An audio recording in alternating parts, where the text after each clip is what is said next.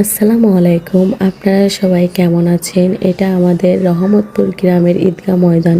কি সুন্দর করে সাজাইছে দেখেন। আপনাদের সকলকে অগ্রিম ঈদের শুভেচ্ছা। ঈদ মোবারক। আকাশ আলো করে চাঁদ হেসেছে, মনের মেহফিল জমে উঠেছে।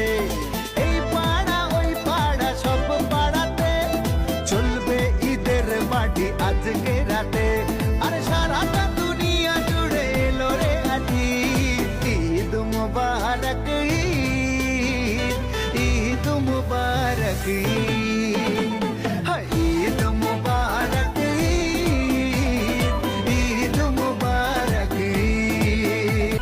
আরে রোজা রেখেছি, দুয়া করেছি আল্লাহর দরবারে, সেহরি করেছি, ইফতার সেরেছি বন্ধু পরিবারে।